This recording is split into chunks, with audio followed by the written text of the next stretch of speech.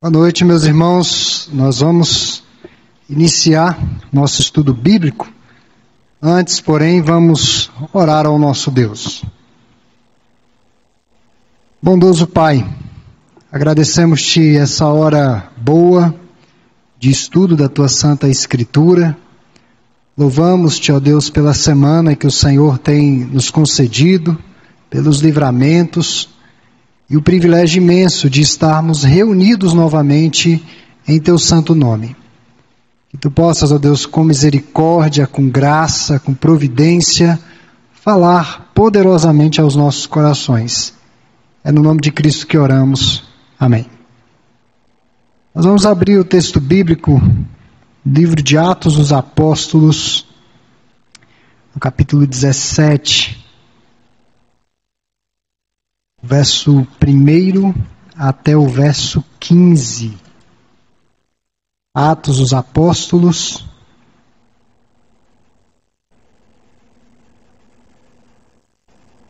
verso 1, capítulo 17, do verso 1 ao 15, evangelização de Tessalônica e Bereia. Como é de conhecimento dos irmãos, nós iniciamos uma nova série baseada no livro do pastor Kevin DeYoung, um pastor norte-americano. O nome da obra é Levando Deus a Sério, traduzido no português.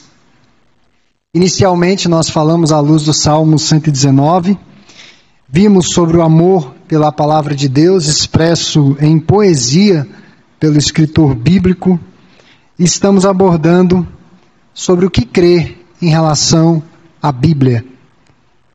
Como viver isso no nosso dia a dia, como aplicar essa escritura, um livro antigo, às demandas da nossa atualidade, sem que esse livro se torne subserviente aos ditames do nosso tempo.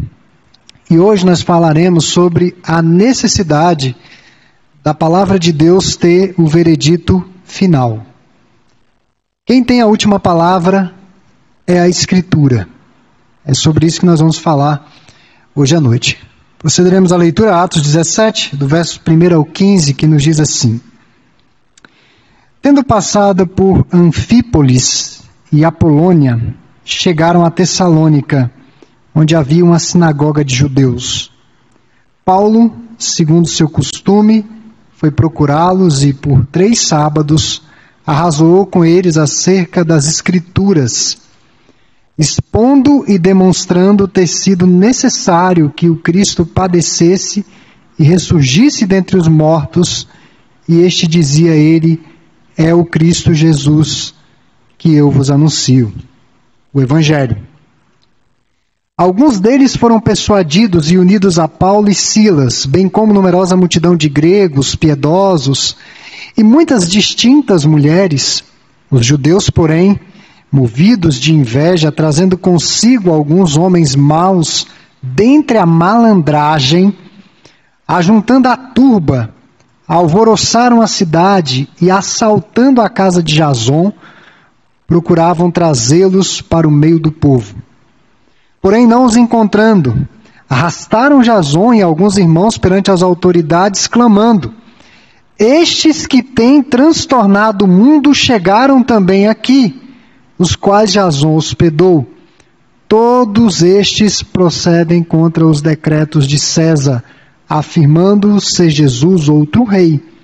Tanto a multidão como as autoridades ficaram agitadas ao ouvirem estas palavras. Contudo, soltaram Jason e os mais, após terem recebido deles a fiança estipulada. Evangelização em Bereia.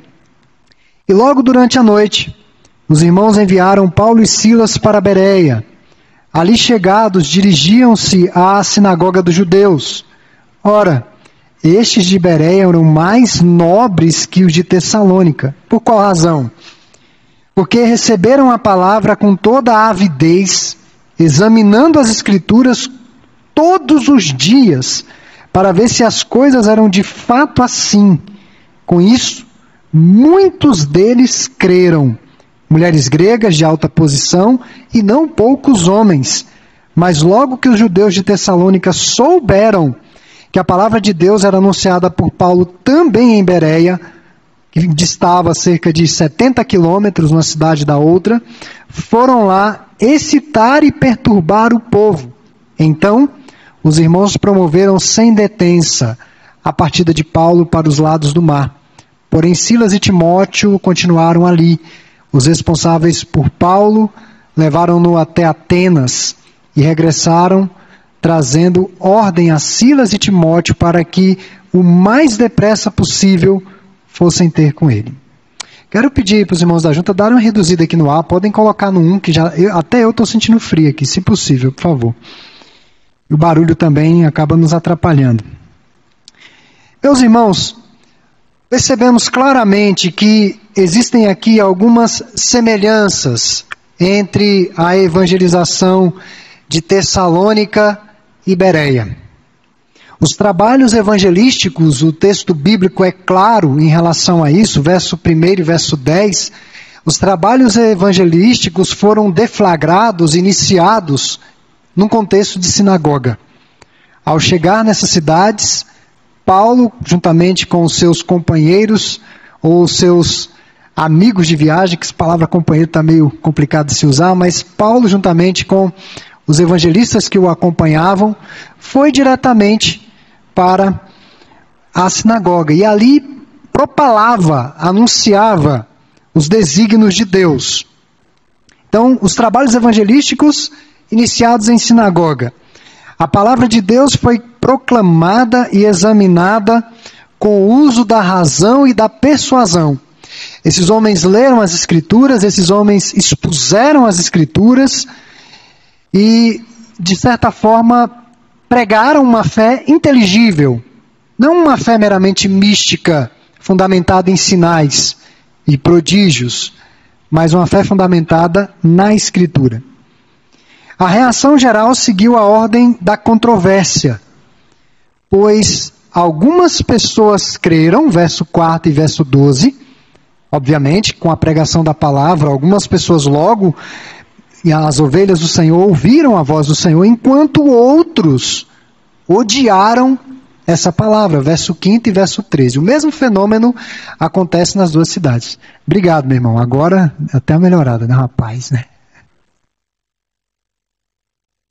Então, um grupo acreditou, mas um grande grupo não apenas não creu, mas odiou o que ouviu.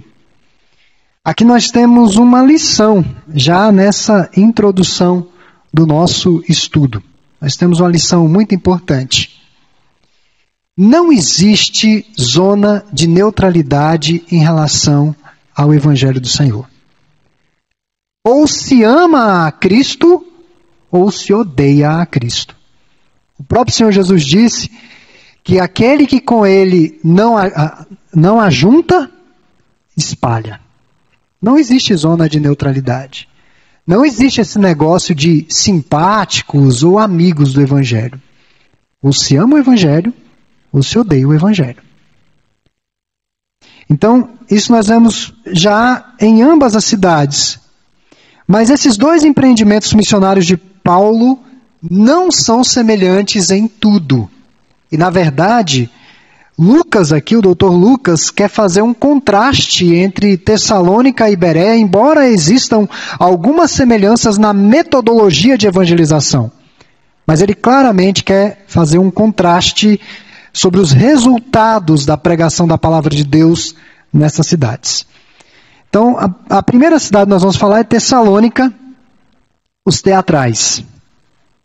Tessalônica, os teatrais. Os irmãos vão ver como a cidade de Tessalônica é muito parecida com os histéricos em relação aos crentes dos nossos dias. Há uma semelhança impressionante. Mesmo depois de 2000 anos, nós temos pessoas histéricas que atentam contra as verdades do Evangelho, os princípios estabelecidos pelo nosso Cristo, a sua igreja, ao seu povo, e tentam impregnar uma nova ordem. Tentam impregnar ou pregar um modo de vida que contrarie frontalmente a palavra do Senhor. A reação de Tessalônica em relação à verdade é destrutiva. Nós diríamos que beirando praticamente ao delírio. Há uma ação desproporcional, absurda. O julgamento de boa parte da população da cidade foi obscurecido por preconceitos pessoais e até mesmo sociais que permeavam a figura de Paulo e os seus amigos de viagem. Os irmãos notem que o ódio foi tamanho dos judeus, que eram até então o povo da aliança e do pacto, mas o ódio deles em relação a Paulo, ao seu evangelho, a inveja, o texto bíblico deixa claro que a inveja, porque Paulo estava ganhando notoriedade, não por causa dele, mas por causa do evangelho que ele portava e pregava.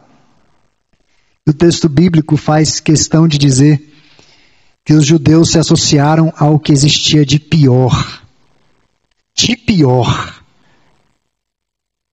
para destruir a verdade. Nós temos visto aí, nesses tempos, eu vou falar muito sobre isso, os irmãos que me perdoem se tem algum tipo de simpatia com o Partido dos Trabalhadores, mas me perdoem, quem tem algum tipo de simpatia não entendeu o que está acontecendo. Os irmãos estão vendo alianças espúrias para se destruir o inimigo deles. O que era inimigo se tornando aliado, o que falava mal se tornando aliado. E não é muito diferente do que aconteceu naquele contexto ali em Tessalônica, embora não fosse político. Mas o que uma pessoa que ama a Deus, acredita em Deus, vai fazer em meio à malandragem da cidade, contratar os serviços da malandragem? Qual o motivo? Qual a razão? Não existe. Não tem justificativa. E o que chama a atenção no texto bíblico que nós lemos é que a justificativa para tal empreitada maligna, aqui verso 6, parte B, ele diz o seguinte em relação aos crentes: estes que têm transtornado o mundo chegaram também aqui. Esses que, em outras palavras, têm causado tumulto no mundo, agitação, chegaram na nossa cidade. E como que eles responderam? Com agitação, com tumulto.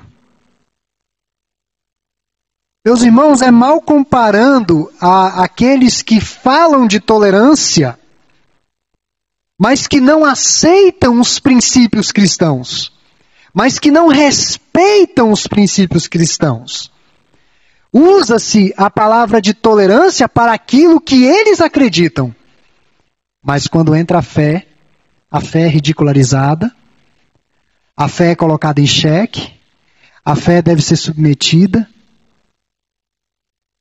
E veja se não é isso que acontece na nossa sociedade hoje, principalmente nas altas camadas da sociedade. Falar de Deus, falar dos seus princípios, agem até com violência. Podem chegar à violência. Certamente a grande maioria dos novos conversos de Tessalônica eram estrangeiros ou não judeus. Pessoas provenientes do paganismo. 1 Tessalonicenses, capítulo 1, verso 9, vai retratar isso. Quais eram os membros daquela comunidade, de onde eles vieram.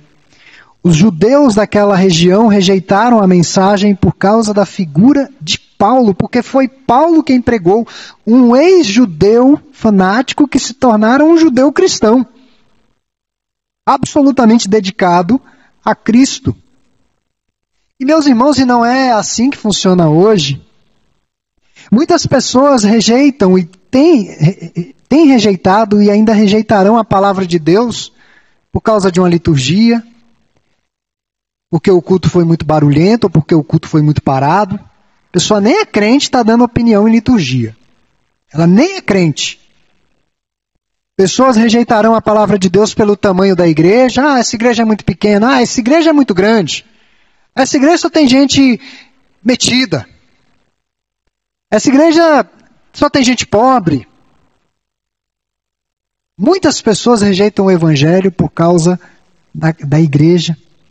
Muitas pessoas rejeitam o evangelho por causa das roupas do pastor, por causa da idade do pastor, por causa da aparência do pastor. E há aqueles, lamentavelmente, por conta dos péssimos testemunhos de crentes que temos por aí. Crentes que falam palavrões, crentes que são desonestos, crentes que não honram com seus compromissos, crentes que não honram a Deus no casamento, são infiéis aos seus cônjuges, crentes que difamam o evangelho com as suas próprias vidas. Aí as pessoas olham para esses exemplos e dizem, a igreja é isso aqui. A igreja é muito mais do que esses péssimos exemplos. Então notem que, lamentavelmente, as pessoas vão encontrar diversas desculpas, álibis, para rejeitar o evangelho do Senhor. Mas sabemos que a maioria que rejeita a palavra de Deus é porque não estão interessados em obedecer o que ela ordena. Essa é a grande verdade. E remete ao tema do nosso estudo hoje. A palavra de Deus deve ter a palavra final em tudo que diz respeito à nossa vida. São pessoas que têm um pensamento divergente ao ensino das Escrituras.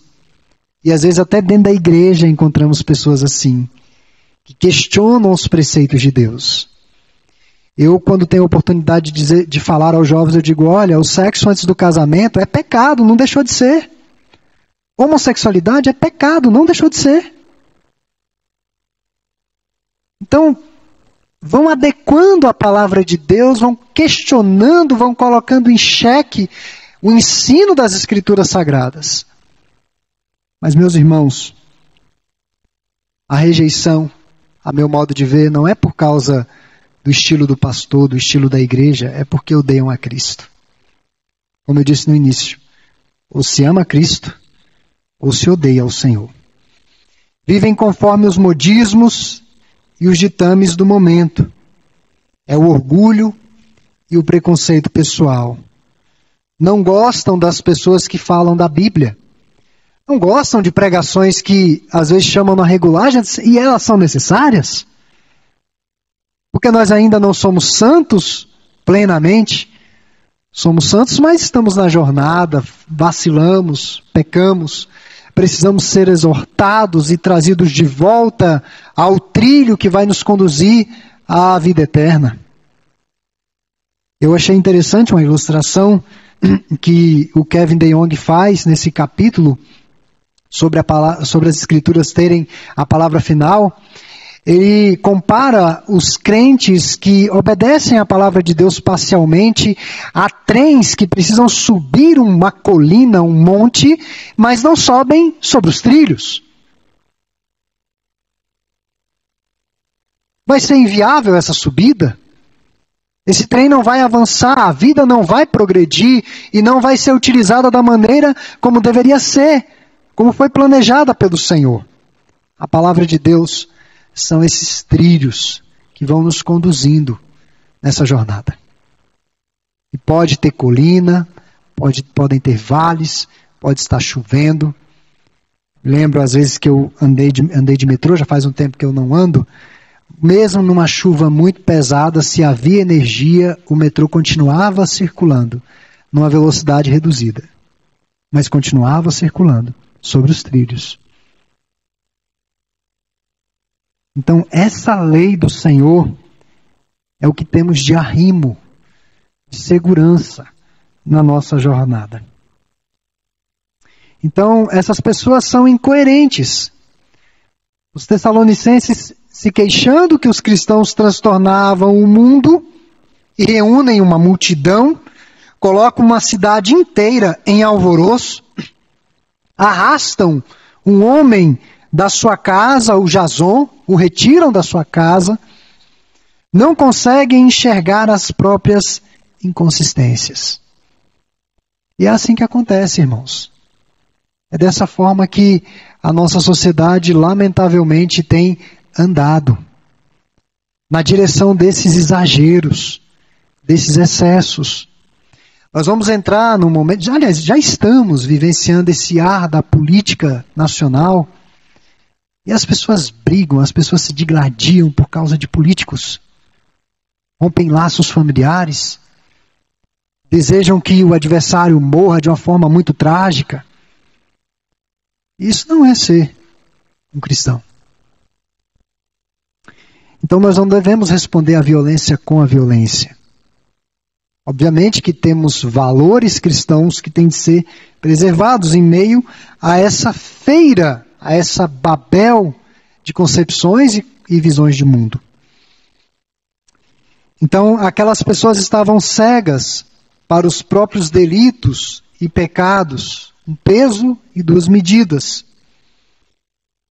É semelhante a um estudante cristão que se propõe a ser contra a cultura, mas esse estudante se veste da mesma forma que os seus colegas universitários, estiliza seus cabelos da mesma forma, fala da mesma maneira, compra, pensa igual. Ele não vai fazer diferença nenhuma naquele meio. Nenhuma. Na verdade, ele está sendo engolido por uma cultura anti-Deus. Eu tive, assim, eu digo privilégio porque foi mesmo o período que minha esposa estudou na UNB. Eu assisti algumas aulas lá à noite, acompanhei ela à noite em algumas aulas e pude ver a depravação do ambiente. Em vários momentos. Ela precisou fazer uma matéria na área de teatro. Os irmãos pensem que situação. Só se corrompe quem quer. Se você é crente, se o evangelho está em você, maior é o que está em você do que aquilo que está no mundo. Sempre vai ser assim. E Deus vai fazer com que você caminhe sobre esses trilhos. Não significa que não existirão adversidades ou oposições.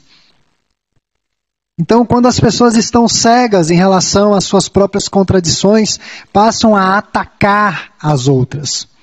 Os tessalonicenses recorreram ao abuso verbal, verso 6. Certamente as palavras não foram gentis, os irmãos podem ter certeza. Lucas nos poupa desses detalhes horrendos. Eles distorceram a verdade, verso 7. Eles não contaram a verdade inteira. Esses cristãos estão transtornando o mundo de que maneira? E aí eles dizendo que Jesus era um outro rei, que atentava contra César. Por diversas vezes o Senhor Jesus disse que o reino dele não era desse mundo. Por diversas vezes. Quando o Senhor Jesus foi ser preso, os seus discípulos queriam iniciar uma revolta. Principalmente Pedro, quando tira a espada e ataca aquele soldado. E Jesus disse, não, Pedro, pode guardar a espada. Pode parar com isso. Essa não é a natureza do meu reino. Então, eles distorceram a verdade. A agressão física, verso 5, esse retirar Jason da casa dele não foi de forma gentil. Não foi batendo na porta. Foi chutando a porta. Foi tirando Jason lá de dentro. Requerendo dele que dissesse onde estavam Paulo e seus amigos de viagem. Percebam que eles não desenvolveram argumentos. Eles não queriam debater. E é assim, irmãos. Quando os inimigos do evangelho se levantam, eles não querem debate. Eles vão nos atacar. Mas aí nós vemos que Paulo e Silas precisaram ir a Bereia. E foi durante a noite. E nós vamos passar para a segunda igreja evangelizada, bereanos mais nobres. Essa é a caracterização dos bereanos em relação aos tessalonicenses. O contraste está aqui. Os tessalonicenses não foram tão nobres. E quando ele fala bereanos, ele inclui ali uma grande quantidade de judeus que habitavam naquela cidade. Esses judeus meio que acolheram a Paulo e os seus amigos de viagem. Ansiavam por ouvir a pregação e eram persistentes no ensino da Bíblia. Estudavam com afinco as Escrituras, aplicando um princípio hermenêutico fundamental que nós aprendemos no seminário, designado analogia da fé, ou seja, a Bíblia explica a própria Bíblia, a Escritura explica a própria Escritura. Um versículo não pode ser tomado à parte, isolado de seu contexto, e quando eu digo contexto, não apenas o contexto próximo, mas o contexto de toda a revelação bíblica.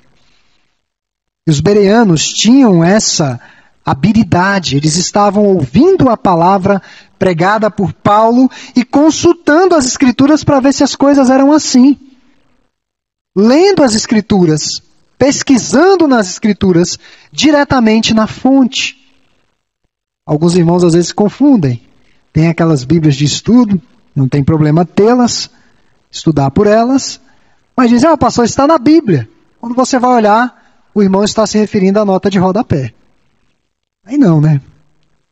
Não tem condição. Ali é um comentário para te ajudar a entender, mas não é inspirado. Inspirado é o texto bíblico. E aqueles novos convertidos estavam conferindo na palavra de Deus. E durante o ensino, irmãos, nós precisamos ter a nossa Bíblia sempre aberta. É um aprendizado que fica para nós. Quando confirmaram biblicamente o que ouviram, verso 12 nos diz que muitos deles creram. Eu dei aula na classe dos adolescentes domingo, eu fiquei muito feliz, porque os nossos adolescentes, a maioria deles, tem esse livro aqui, ó, impresso. Porque hoje com o celular, né, as pessoas, não, está aqui no celular, pastor, está aqui no celular. Mas a gente sabe que no celular tem um universo de coisas. Existe, no momento em que você está lendo o texto bíblico, o inimigo lança a seta da notificação. Você facilmente é tentado a ver uma resposta do e-mail, a mandar uma mensagem de WhatsApp, a mandar um joinha, um ok, e facilmente você se dispersa. O livro não. O livro você fica restrito. Não tem esse problema da notificação inconveniente. Eles eram mais nobres do que os crentes de Tessalônica porque se submeteram ao ensino bíblico. É exatamente esse o contraste. Enquanto que em Tessalônica não queriam ser guiados, balizados pelo ensino das Escrituras, nós vemos que em Bereia os irmãos pesquisaram e após acurada pesquisa e constatação, independente de quem falou.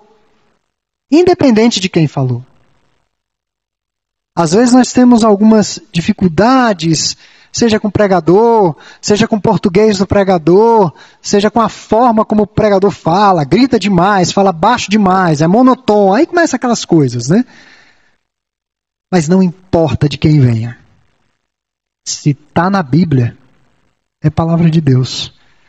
Deve ser observada, deve ser obedecida. Eles aceitaram algo novo e controverso até aquele momento, só porque estava apoiado na Bíblia. Estariam dispostos a seguir a Cristo, mas desde que, seguindo a Jesus, seguissem as Escrituras. Eu tive desprazer recentemente de ouvir um pastor, que eu já havia lido muitos artigos dele, muitos artigos. Já tinha um cheiro estranho nos artigos. E esse pastor, falando a respeito da igreja, ele disse o seguinte, que nós não somos o povo de um livro. Ele está errado. Nós somos o povo de um livro. É a única garantia que temos. Qual a outra garantia que nós temos? Temos os nossos símbolos de fé, temos um legado histórico reformado, mas a nossa suprema garantia são as Escrituras, porque toda essa súmula teológica confessional foi elaborada, afirmada nas Escrituras Sagradas. É dela que emana toda a nossa esperança. Os irmãos notaram que hoje as pessoas falam muito sobre Jesus, e às vezes até falam belamente sobre Jesus. E daí, quando você vai analisar o que aquela pessoa segue, ela não é cristã. Ela segue outra coisa que não tem nada a ver, uma seita que não tem nada a ver, mas ela fala lindamente de Jesus, mas não tem comprometimento com o Jesus da Bíblia. Eu vejo muito disso. Às vezes olha assim um discurso, mas eu já consigo identificar um discurso cristão falso. Aquele amor falso para o Jesus e que não está balizado na Bíblia. Essa semana eu estava ouvindo uma pessoa falando de Jesus e perguntaram qual a religião dele, ele falou que era de Jesus. Depois fomos ver, ele não era um cristão. E falando de Jesus lindamente. Então, os bereanos estariam dispostos sim a seguir, desde que a Bíblia os acompanhassem nessa jornada cristã. E João 5,39, o Senhor Jesus deixa claro que a lei e os profetas falavam a respeito dele.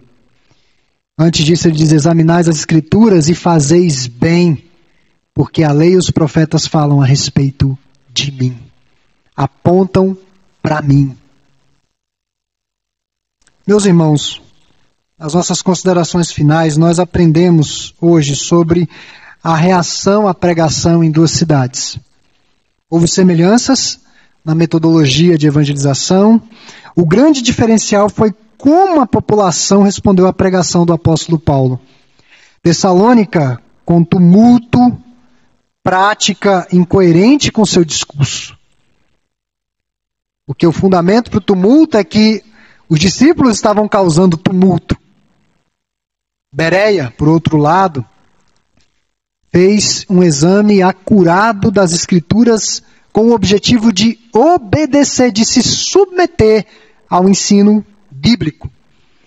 Que Deus nos ajude a amarmos a sua preciosa lei, que nós sejamos fortemente influenciados pelo Espírito Santo no entendimento da Bíblia e compelidos, impulsionados a um viver piedoso, balizado pelas verdades eternas expressas nas Sagradas Escrituras.